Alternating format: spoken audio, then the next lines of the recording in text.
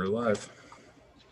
Good evening, everyone. I'd like to call the study session of the University City Council to order at 5:31 on November 23rd, 2020. Prior to Mr. Rose taking over for the code enforcement update, do members of council, I think you've had an opportunity to review the agenda. Are there changes to tonight's agenda that you'd like to discuss prior to the meeting? Hearing none. Oh, Blaine's Mr. muted. Smithson. You are muted. You are muted. I'm Oh, there not you go. now, There. and I'm just wondering if Council Member Clay, were you going to wait for the agenda item at the meeting, or did you want to make that request now? In reference to agenda item I-1. No, I was going to talk at the meeting during the agenda item. There's no change that needs to be made now. No, thank you. All right, thank you. That's it. Okay. Hearing no changes to the. I have Mr. a follow-up to Mr. Smotherson about the appointment to the Civil Service Board. Yes. Oh, I was going to wait to do it then. Oh, okay. But that's okay. That's okay. You can make you can make a change then, but you're wanting to delay that one. Am I right? Yes, that's it. That's the intent, is to delay it. Honorable Mayor, if I could just interject real quickly on one of the options that you have is to approve the appointment and to delay the seating. I believe this is in reference to a matter that is currently under review by the Civil Service Board and trying to keep that unit intact during that time period. Good. And Mayor, you can't hear you. You can move a little closer. You can't hear you. Can you hear me now? Yes, sir. So A phrase that is now so part of our vernacular. Can you hear me now? Mr. Hales, Mr. Smotherson, are you okay if you make the nomination with a delayed swearing in? That's fine with me, if that's okay with Councilman Hales. Yes. Okay, thank you. All right, let's move forward with the rest of the study session agenda. Honorable Mayor and council members, there have been several changes that are underway regarding how we are approaching code enforcement. If you recalled, several months ago, we added, that was the area that we added the electrical vehicles in trying to make sure that we're doing everything that we can to reduce our carbon footprint. There are other activities that are going on in code enforcement, and tonight Director Clifford Cross is going to present you with a presentation on some of those activities. It's really an opportunity for us to get your thoughts and input and direction on how we are proceeding with trying to improve that operations. Mr. Cross?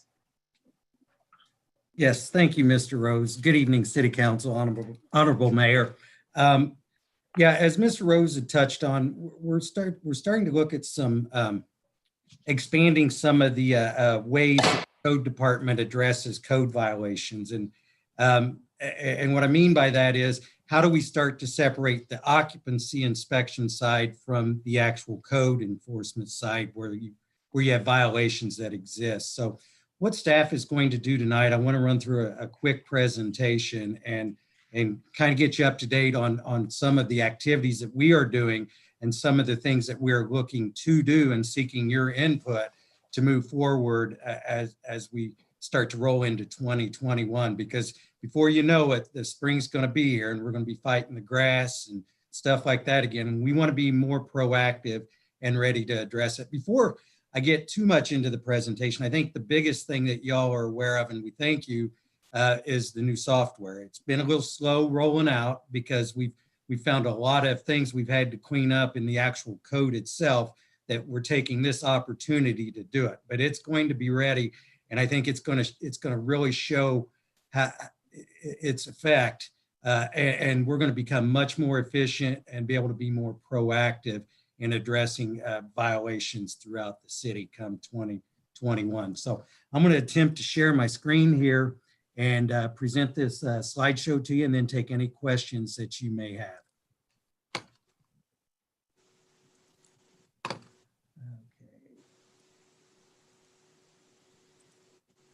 Can you see that? Yes. Good. Okay. So as Mr. Rosen, I had indicated, we're just going to kind of get you up to date on where we are with the department and how we're moving forward. So just a general quick breakdown of the department, what we currently have. We have the director, myself.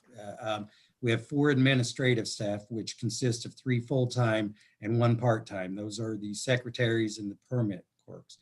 We have 1 senior plans examiner who reviews plans and is the supervisor of the 3 multidiscipline inspectors, which are basically our building inspectors, electrical inspectors, and plumbing inspectors. And we've been able to keep up with them, but that is a little bit of a reduced staff to what we used to have. But with the new software, we think that's going to allow us to continue at those numbers in terms of the building side of things. We have our 1 lead code enforcement officer. I know many of you know Tim Scott. He is the supervisor of the 5 code enforcement officers. And as you know, those officers basically do all of our occupancy inspections, or residential occupancy inspections, but also spend a lot of their time addressing the exterior code violations that you see out there. That's grass, garbage, and various nuisance types of issues that you see out on the exterior of properties. So the director, I oversee the department, but I also am the zoning administrator. We used to have a zoning administrator, we do not. So I do all the day-to-day zoning activities. I also do the long-range planning, and that's associated with our neighborhood plans and our comprehensive plan that you've heard us talk about quite a bit lately. So I would play a vital role in the development of that comprehensive plan. I'm also the code official. So some communities call it the building official. I'm the code official, so I actually make the final calls on all building permits and code issues that go through this department. We have our building division, which consists of that senior plans examiner that does the plan review and inspection. So we do a majority of our plan reviews in-house. Sometimes if you get a specialty, we have to ship it out. But I think one thing we're going to be doing this year is we have to rewrite our building code because of our ISO Insurance Service Organization rating. We need to get that done. And we're also going to evaluate the building permit and plan review fees because we need to bring them up to speed to our cost to perform those and bring us to a much more comparable rate to some other communities. We have those multidiscipline inspectors. That's our building inspector, our plumbing, and our mechanical and electrical inspectors. And then we have our code division. That's the senior code enforcement officer, and they do the occupancy inspections and the property maintenance. We also do animal control. We've looked at options. We may even look at an option of in the future somehow contracting that out to where that would free up one of the code officers who spends a lot of time addressing animal control and pulls him away from exterior violations. Over a year, we traditionally average somewhere around 4,898 inspections. It's either driven by an application or it's a complaint type of violation, or the officer just catches it while they're out in the field. A majority of them consist of the exterior nuisance issues, 2,936 environmental exteriors that we address. That's grass, garbage, derelict vehicles, and so forth. That are commercial vehicles. We have 898 exterior building violations. That's usually something like a gutter falling off a house or steps falling apart, something to that effect. And we had 50 interior violations. Those are traditionally, even though it only says we do 50, those don't account for the ones that they catch as part of their occupancy inspections. These are just complaint calls or some call that we catch that we identify as an interior violation. There were 70 outstanding violations that we addressed last year. That was some of our proactive cleanup of things that quite honestly we caught that the ball was dropped because of our software. And we've done an audit to try to try to find those things that haven't been followed through on and follow through on them as we move forward. 649 derelict vehicles, 16 illegal storage of commercial vehicles, and then 188 animal-related types of issues.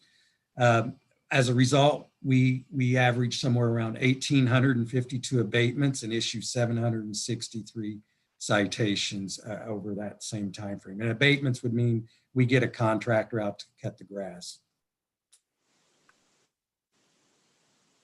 When you look at the exterior violations versus the occupancy inspections, we look at this and some of our deficiencies, and we estimate that roughly 70 to 75% of our code officers' time is spent on occupancy inspections. And the obvious deficiency there is if they're inside doing application-driven inspections, they're not outside addressing exterior violations. They can't be as proactive in addressing them. We did lose a couple building inspectors last year, one as a result of a retirement, the other one a result of unforeseen layoffs due to COVID. And to keep up, we do have a code officer that has assumed some of the roles and been working to get a building certification. So that individual has done some of our building inspections as well. So of those 5 code officers, we only have one of them that is doing some, at least part-time building inspection as well. So we're really down to 4.5 code officers across the board. What we do is we do recommend separating the assignment of the inspectors to do exterior violations only, which means we may need one, or we're going to request one, or at least one, and most likely 2 additional inspectors is our recommendation to improve the department efficiency and being more proactive in dealing with these code issues. So what's that mean? Means we're having a change of our mindset in this department. And I think people have heard me in the past say that we've become a little bit action driven and not proactive.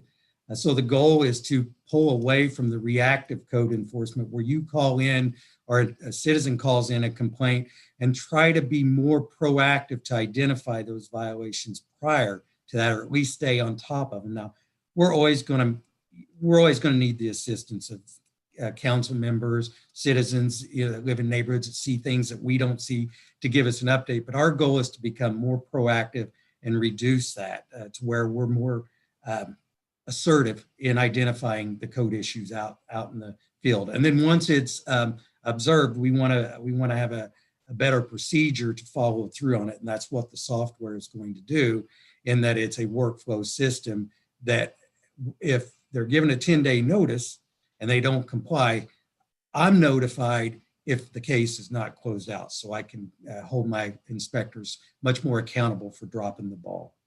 Mr. Cross, if I could just interject one issue at this point. When I was here in the late 90s, we had code enforcement officers that were patrolling areas. And as a result of that, I think we had a much more robust housing, and the housing quality of housing here, I believe, was improved because of a more robust code enforcement. That's what we're proposing to get back to, where we will have our code enforcement officers that are actually patrolling. And so we are not completely reliant on either the residents or the council advising us when code enforcement problems exist. We should have those people in the field identifying those problems. Yes. Thank you. Thank you. And even though we do have our deficiencies, and Mr. Rose is correct, we want to be more robust. We have made some progress in 2020, and I think the visibility of the electronic vehicles out there has really helped out. So people and citizens know we're in their neighborhood. I go back to this when the biggest thing is going to be the new software. It's a workflow system, and it's just going to, the accountability and the ability of the software to keep us on track is going to really improve the department and our overall efficiency. The code cleanup, we've identified some of the issues in terms of the code needs just a lot of cleanup. A lot of things have not been updated through the years, and quite honestly are not, haven't been effectively implemented. The other big thing is the nuisance declaration process. I know they did this back when Mr. Rose was here before, and they just kind of got away from it. You know, we got in a position where all we would do is go out and identify a violation and issue a citation. And then it would go to the court would close it out. And then we were probably dealing with the same issue a month later. So the nuisance declaration is a process that we've started to do to basically really keep the pedal to the metal, so to speak, on these absentee landlords or these chronic nuisance properties. We've just obtained our first set of demolition orders within the last month and a half. We're starting to move forward to where we can start to actually complete some demolitions and remove some of these vacant, dilapidated, and abandoned properties that cause havoc throughout some of the individual neighborhoods. So overall, what does that mean? This is that we're becoming more strategic. You know, we want to become a much more strategic code enforcement department and really utilize all the resources out there that are available to us. We want to be data driven. We want to have good collaboration. We want to coordinate. Software is going to help us do that. And we want to work with our proactive leadership. So I wouldn't be surprised if we don't come back to you in the near future with some proposed amendments to move forward with some of our strategic ideas that we're looking to move forward with throughout this department in 2021. So to do that, we have to develop a strategic code enforcement plan, which is what we're working on. And I think you all got a copy of just a summary that I had put together. And Adam Brown, by the way, had helped. We had started on this when he was here as well. So he put a lot of input in this as well. But the primary goal of our strategic code enforcement plan is to really provide community outreach, focus on the residential deficiencies out there and how to address it, utilize software, a database, the GIS, make sure they're talking together, have a resource list for individuals. And I'm going to go through each of these real quick to kind of explain what they mean, but a resource list, because we have to address not that homeowners get a pass, but a longtime homeowner that may be struggling due to finances and they want to do something with it, but they just don't have the means to do it. Our goal is for compliance and not penalty. Our goal is to work with those homeowners and try to help them get their properties where they want them as well. So that resource list, we think, provides an avenue to help do that. One of the big changes that I've seen as compared to what you have here is a rental license program as opposed to an occupancy program. Because with an occupancy inspection program, every time a tenant changes, we go out there. That might be every 4 months. And what is really out there that we're looking for? I mean, is it really the best use of our inspectors' time to have them going out there looking at the same thing they looked at 4 months ago? Or do we want to go to some sort of annual rental license program where we are in each rental unit at least every 2 years to look at it? Because I can tell you right now, if you have a tenant in a place for 9 years and we've only been in there once when they originally came in 9 years ago, I'd be willing to bet there's a lot worse issues with that property than there is the one that changes every 4 months. So that there's pros and cons of both, but those are some options we'll be looking at. We are looking to better address nuisance properties, specifically the vacant ones, and this came up briefly in our housing program. And some of the things we're doing is getting the nuisance declaration and the demolition. One thing I am looking at is how to get a hold of a receivership to get a hold of these properties much quicker so we can look at potentially selling them. I am looking at a model that Kansas City, Missouri has utilized. I believe it's chapter 56 of their property maintenance code that has an option for receivership. And these are some things I'm gonna have to work with John and his folks because they go directly to the circuit court. We do our hearings here through me, and then they can appeal to the circuit court. So I have to see how that process is going to work, but that's going to be something we're going to look at doing. We need to incentivize development. If we get a hold of these properties in one way or the other, do we group them and do an RFP and provide incentives to private investors to put houses back on the market that fit into the neighborhood. And then the last thing is the housing programs that we touched on at our last work session to better utilize those programs through CDBG and home funds. So the community outreach, as I said, I'll run through these real quick because I know we want to have some questions, but this is where the code officers go out and they cite a homeowner, for example, and the homeowner wants to address it, but they just either mentally or physically unfit to do that or financially just don't have the money to do it. We want to be able to work with them to assist them to try to resolve their issue and abate the issue without penalty. The residential, this goes obviously as a concern because I know we touched on it the last study session. We need to identify what's a healthy balance of rental versus homeowner and then be able to address them accordingly. We want to make sure that the housing stock fits the neighborhood because quite honestly, we have to because the rental properties have increased in the city and we need to identify them and then figure out what's the best approach between rental and owner occupied and what, to improve our overall housing stock throughout the city. The database goes back to the GIS. We're becoming much more proactive in using it. And then we want to create our housing database, as we talked about at the last study session, to determine what housing, what our inventory of housing is, what our needs are, and then identify a plan to better move forward, either through a neighborhood plan or some sort of overall housing plan. We need to create that resource list, which I think I did provide you guys in your packet.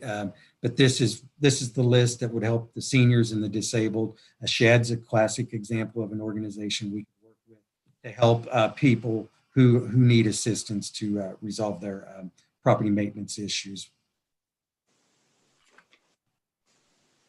The rental license program, this goes back to the, do we want to do a rental license as opposed to an occupancy program? The beauty about the rental license program is I think we can better incentivize it. I've looked at some, and I've actually implemented a rental license program where I came from. We can better educate our landlords. We can provide incentives for our good landlords. We can somehow write that into the ordinance. Maybe we only inspect the non-bad landlords, and if that's the best way to put it, maybe their annual inspections are every 3 years as opposed to every 2 years or something to that effect. And ultimately the goal would be to reduce the occupancy inspections and make more time for the inspectors to enforce the property maintenance issues. And the reason I think the exterior being able to address that is much more important is because as a homeowner, you don't always get to choose who lives next to you, but a tenant gets to choose who they live next to, if that makes any sense. So we want to make sure that we're protecting our homeowners through better tenants and better landlords to preserve the integrity of the neighborhoods. Nuisance properties, we've got the process for our demolitions. We've got funding to start, thanks to the funding approval you gave us earlier. So we'll be ready to start several demolitions in the very near future. And then we need to identify partnerships that once we take these properties down, if we foreclose on the lien and get control of the vacant lot, then we may have lots at the very least to work with the Habitat for Humanity or other private entities to do some infill housing. Some of the other tools is to incentivize the development through the RFP and our housing programs we talked about at the last meeting. So this is just the chart that I provided you, and this just kind of breaks down what I'm going to put in the strategic housing plan and kind of an implementation schedule that we've talked about and staff. And this, what this does is this, it talks about the overall creation of a code enforcement manual.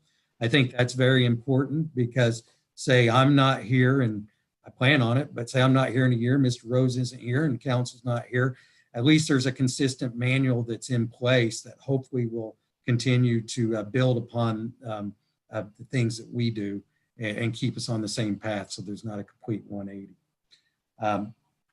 With that, I'd be happy to answer any questions that you have. I know I ran through that pretty quick, but be happy to answer any questions that you may have. And thank you.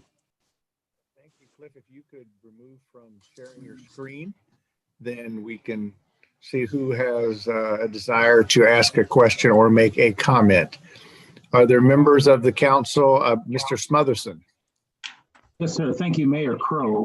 Mr. Cross, I just wanted to ask the question about rental license because I think I like the ideal of reducing occupancies and actually spending more time looking at property maintenance. But how do we get that applied? What steps do we need to take to get that option and make that part of a standard process and procedure that we adapt? It would be an amendment to Chapter 240. We would write it in there. The beauty is I've already written a draft, so it's not something I have to start all over with because I've been kind of working with it at the same time I've been working with our building inspection amendments. So yeah, that would be an ordinance amendment to Chapter 240. Okay. If I could, sorry, we've got feedback from somebody. I'm not sure who's got more than one machine on. Stacy, Mr. Clay. Yes, thank you, Mayor Crow. Director Cross, I appreciate the presentation. A couple things. As it pertains to renters, I know there's been a lot of conversation, renters necessarily versus homeowners, but renters and homeowners is separate categories. And while there is some evidence to point to that the preponderance of our nuisance properties tend to be rentals, the work we do in improving those properties is at its core for the benefit of the renters. We want to make sure that those folks are enjoying the same level of home that our homeowners are too. And so I just wanted to make that clear. I know that's the desire of you, Director Cross, but I want to make that clear to those who are listening. We want to make sure that our renters have a high quality of home as well. Sure. As it relates to just a question, you, under articulating your duties, listed several things: long-range planning, zoning. Is economic development going to continue to be a part of your portfolio as you're managing the reformation of code enforcement? Yeah, to my knowledge at this time it is. The one thing about Let me interject just a little bit because I'm not so sure that's his decision to make. Right. Where I certainly appreciate and value the oversight that Cliff has provided for economic development. I think that he has an extensive background in that, which has helped out quite a bit. Still evaluating long-term what the structure will be. Not just for economic development, but for communications as well. When it was placed up under Mr. Cross, the intention was for it to be temporary during the COVID period. So it's a little premature to indicate at least where I would recommend that it ultimately, who would have ultimate responsibility for that. And so Mr. Cross and I have not had the discussion about kind of where it would be long-term, nor have I talked with any of you as a council. Okay, so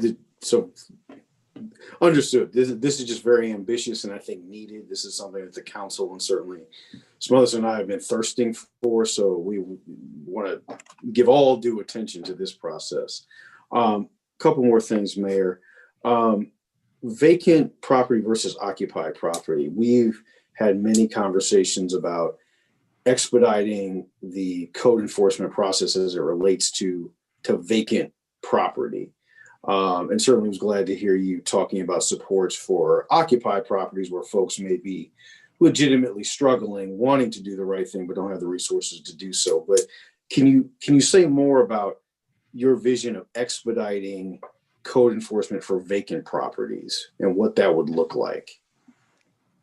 Well, it depends. The nuisance declaration process, being on it quicker. I mean, there's still a process we have to follow from the hearing standpoint where we condemn the property, and that doesn't necessarily mean we're tearing it down. Condemnation just simply means that it's nuisance and it's chronic and there's an issue. But then what we do, we have to follow the pre-hearing notice where we send the notice out and give them 21 days. And then we conduct the hearing. And once the hearing's done, then they have a 30-day appeal period. So you're talking minimum of at least 2 months. But I think us being more proactive and not sitting on the ball and becoming more fluent in how we do it is going to speed up. But right now we automatically have that 2-month time period. There's nothing the way the current code is written. But that's where I go back to the court, circuit court. Is it faster to just file directly with the circuit court and then let the circuit court issue the order? That's the way I've done it in the past where I came from. We would just go directly to the circuit court and we would just file the complaint, whatever it would be. We would actually go through and then we would record it, which we do record our pre-hearings here. The reason being is we need to make sure we record them because anybody that's looking to buy that property, or ironically, you got Bob's Trust LLC becomes Bob's Brothers Trust LLC the first time you give them a notice, and you got to start the clock again. So what we do is we record it over at St. Louis County, which quite honestly hadn't been happening in the past. That way, it's their fault when they do it. They should have done a title search, and they can't run from us. So just clean up and identifying the deficiencies and becoming more streamlined, I think is really going to help. But right now we have that 2-month gap. That's until we change the ordinance. That's what we got. Okay. We'll talk more. We'll talk more offline about that. I'll defer to my colleagues. Questions do we have for Mr. Cross? Mr. Cusick. Thank you, Mayor. I actually have 2 questions for Mr. Cross and one for Mr. Rose. Mr. Cross, thank you for your presentation. When you're talking about developing this nuisance declaration process and what can be done about vacant properties, what about and considerations for people that have violations but they don't have the wherewithal or the means to get on those repairs as necessary? What about those landlords that have multiple properties throughout University City, 2-family flats, 4-family flats, etc., and they're doing what's known as gaming the system, where they know that they have violations, but they don't do anything about it. We send them letters for them to do something, and they wait till the very last minute to do these repairs. And apparently in some of the neighborhoods, this is a consistent problem with some of those landlords that just rent out their properties and don't really take care of them. Is anything going to be done about that, or are you aware of this? Yeah, that's exactly what we're doing with we're putting the pedal to the metal, so to speak. Just the issuance of a citation and then an abatement, say, for example, for grass that we end up paying to mow, just quite honestly hadn't been followed through in the last several years. And that's what the new software is going to allow us to do. It's going to help us better track and identify these chronic nuisance violations of these landlords. And quite honestly, when inspectors don't follow through, and I'm not knocking my inspectors here, but when inspectors don't follow through, a lot of times staff, I don't know until I get a call and I say, well, I thought that should have been done 2 months ago. And I manually go back and check it. So the new system will automatically have a calendar that says, this time is up, this has not been resolved, and I can more proactively stay on top of it. And I was just going to also add into what Mr. Cross was stating. I think it's 2 parts. One was certainly our ability to follow up on citations or notices that had been issued.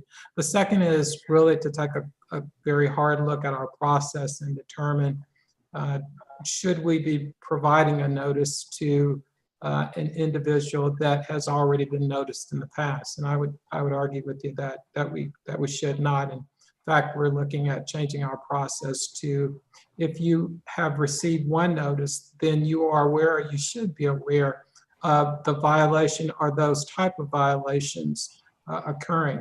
I think that in the past, we've become somewhat of babysitters, that we were noticing people for every violation that we identify.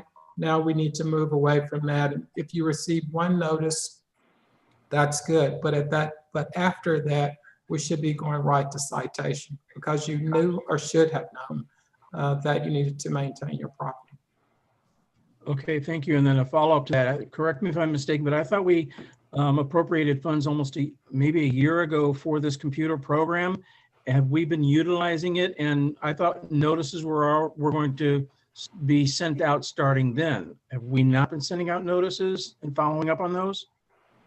Following up on the new software program was expected to be implemented in late around summer, August, but with COVID, it was slowed down. There was a gap that we're working. So we're still using the MyGov software. Notices and everything's still going out, but we haven't gone live with the SmartGov yet. Okay, when do we think that that'll go live? That will be live by beginning of 2021. Okay, and then a follow-up to that for you, Mr. Cross. What about the derelict vehicles? It's apparently not only derelict vehicles, but illegally parked vehicles on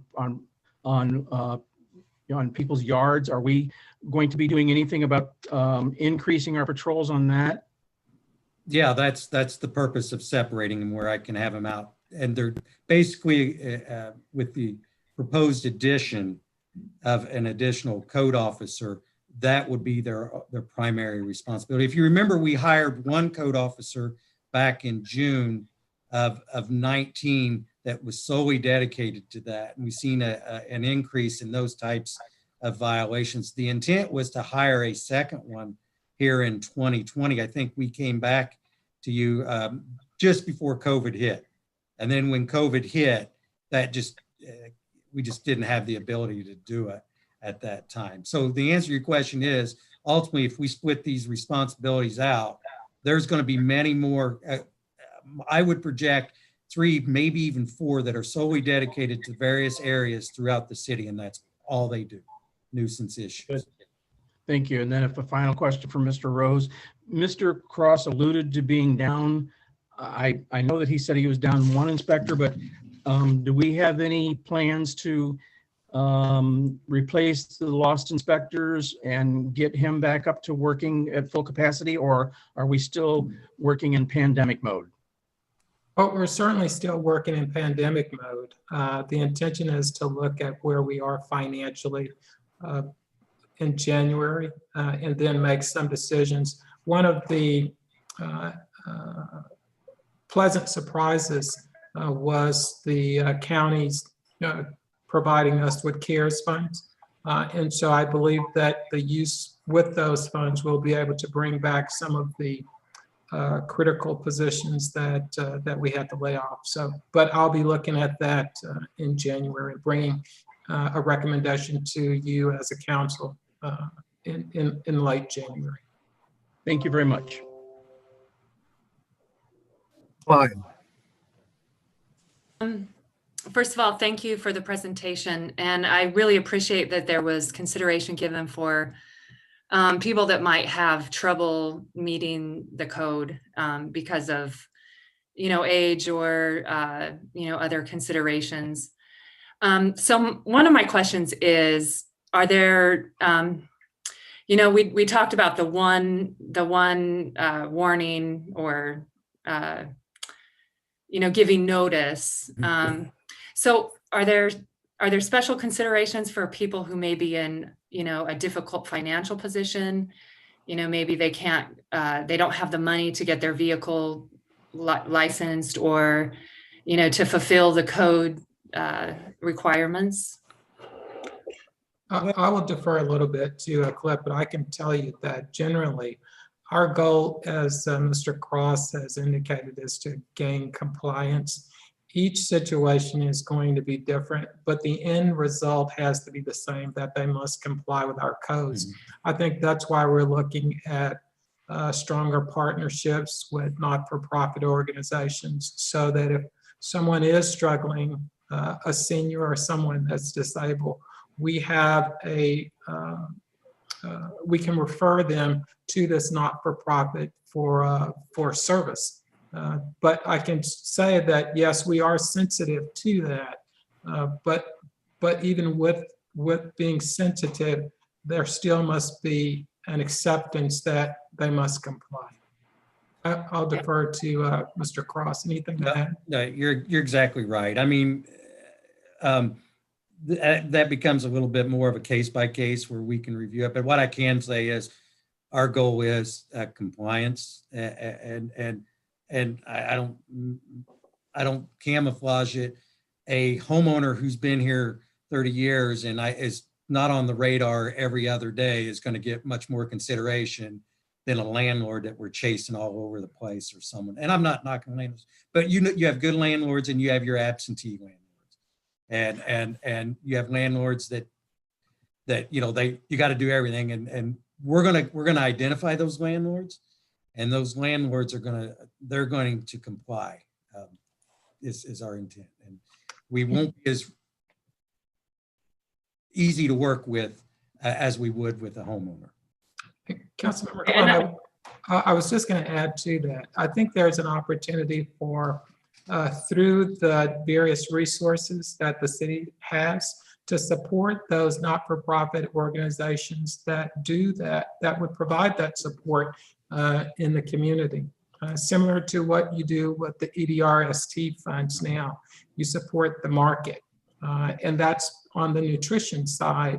But I would suspect that's the very reason that you provide that support, so that the residents have an opportunity to purchase high quality food at a lower price than what they might otherwise pay. Okay, thank you. And I have one more question just about, are there any special trainings for the inspection for the officers in terms of de-escalating problems that might come, with confrontations when people get really tense about code enforcement? The International Property Maintenance Code, which is basically administered by the International Code Council, they have trainings. In fact, the staff went to webinar training last Thursday. They all, I put them at different areas, and they all have their annual training and certifications. I think one of the things to note is they're required to do continuing education, and they're all certified, where a lot of communities are not. We require them to be certified within a certain time frame of being here. So I can't think of any specific training, but I know ICC has legal aspects. They have working with the public types of things. So yes, there is that training out there, and I'd be happy to take a look at it and ensure that they take that training. Yeah, I just think sometimes, people can get negative impressions about the city because of those kind of altercations that could be avoided. So right. I appreciate that. Thank you. Questions or comments actually from me, if I could. I hope that Cliff and Gregory will give us probably a longer conversation, if you will, or information on the pros and cons of the rental licensing program. I think probably, I think I may be the only one who was on years and years ago when John may remember this, when this came up when Julie Fire was our city manager, and it was a idea to license the rental units and to charge a fee. And I will tell you that though there was some dialogue with the landlords, that was quite a response we got, particularly from the larger landlords that were realizing how much it was going to cost them to do the licensing. So I think that's a point to remember. My question of you comes actually a little bit differently. And when we're talking, we sometimes think that I assume the newer buildings are probably easier than the older buildings, but I'm not sure that's true. We sometimes think the larger landlords are easier than the smaller landlords.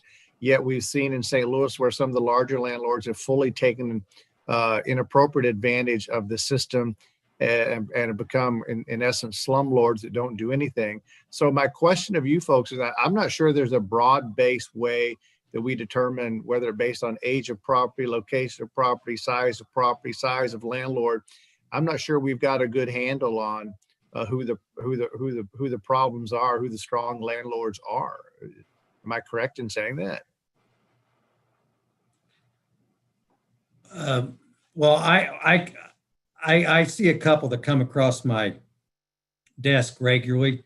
So to answer your question, I don't know if there's a system completely in place, but our truly problematic landlords that you just really do nothing, we know who they are, or we deal with them on a regular basis. Are they normally folks who own a sixplex, a 12plex, a whole bunch of duplexes, a whole bunch of single family homes? I'm just curious as to, is there any profile there? No, I haven't seen it. The ones I saw are mostly, they handle a lot of the, this is what I find. Most of the 2 to 3 units or 4 units, that's where I think you see a lot of the issues in the 2, 3, and 4 units. The single families traditionally are someone who maybe moved away, is renting the house, can't sell the house, or it might not even be a landlord. It just may be an investor or bank has bought a ton of properties and they may not even know they own it, that sort of thing. So it's not always, I guess I got to be careful when I say landlords, because a lot of the single family housing stock is not always associated with the landlord. It's associated with the absentee owner of the property, and the fact that they have a property manager that doesn't keep up on it. They don't know about the issues. So we don't have an inventory, but I'd be happy to start to look into it and kind of get you better data. I do think we should learn from what we did several years ago and see what the miscues were when we tried this a decade or so ago, because it did have some, it definitely hit some bumps in the road. Mayor, the intention would be to bring that back to you for consideration. It was just mostly introducing the concept at this point to see if there was any merit to at least further discussion, further research on it.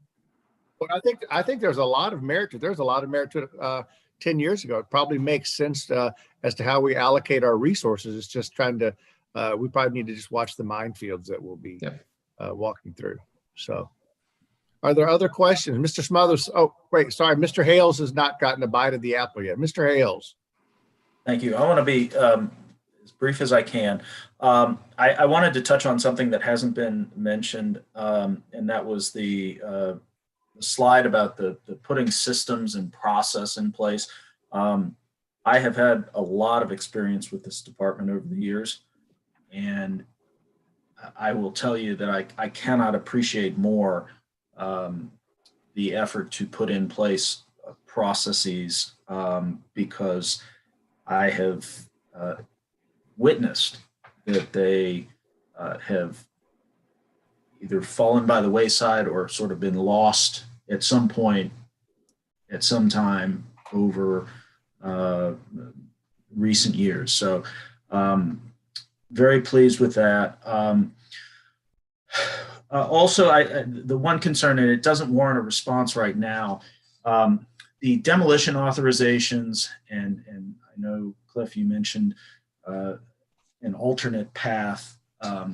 There are certainly properties that could warrant demolition authorizations in all 3 wards, including the first ward, which I've talked to you about. There are some houses that honestly are probably beyond saving and salvaging, and then there are some houses that definitely are worth. So I just want to make sure that there is a process or some set of standards to determine the viability of salvaging a home, and whether it's something that could be saved versus being torn down. And if we could acquire the property through some process, that would be good, because I know that we have some neighborhoods and some properties that I'm aware of that kind of fall into this condemnation demolition process that I think the neighbors would like something done, but they wouldn't necessarily like the house demolished for its historical value and the character, potential character it adds to the neighborhood. And then finally, on the timing, complaint to abating a problem, you mentioned it takes about 2 months. How much has COVID delayed that timeline right now?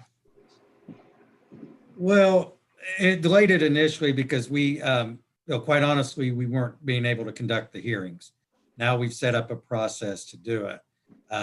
Like, for example, we had social distancing when we had our most recent ones back in, I think it was September. So it shouldn't impact now. Now, where it has impacted a lot of stuff is through the citations that were issued, the court wasn't going full bold. The other thing it did initially impact was when the circuit courts were closed. If we would have got the orders back then, there was not an opportunity for that individual to appeal the decision of the code official with the circuit court. So that could have caused some issues. But short answer to your question is now there shouldn't be any issues with COVID. We should be fine moving forward. Thank you. Hudson. Yes, sir. Thank you, Mayor Crow. Mr. Cross, just a quick statement and kind of a question, maybe not a question, but one of the things that I'd like to see happen in reporting what happens with when we initiate this come 2021 is that a lot of this is broken down into wards. And the reason I say that is because we specifically need to see the impact of what we're doing by ward, per ward, so that we understand how this is impacting the first ward, second ward, and for me, the third ward specifically. And a lot of times, for instance, I'll give you a perfect example. The demolition list that you had of houses or properties wasn't broken down by ward. So I can't really tell how we're impacted by that, if you understand what I'm saying. Yeah, no, the new software will do that. A lot of this needs to be broken down by ward so that we can really understand what we're dealing with, if that makes any sense. The new software and the reporting of it, that's the other thing. It's another reason why it's taken a little longer is I want to be very careful in how we design the reporting so we can get you the most up-to-date information. And the new software has that ability to basically filter. These are the number of derelict vehicles. It better utilizes the GIS is what I'm saying. It targets specific areas. And I can pull that information out to say, we've addressed 227 vehicles within these 4 blocks of this area or this neighborhood. So it allows for better filtering and reporting to you. Okay. Other questions of Mr. Cross or the city manager as we wind down the study session? Hearing none, Mr. Cross, thank you for joining us. Mr. Rose, as always, thank you. We will take a brief break and then be back for the public session in approximately 5 minutes. Thank you. Happy Thanksgiving, everybody.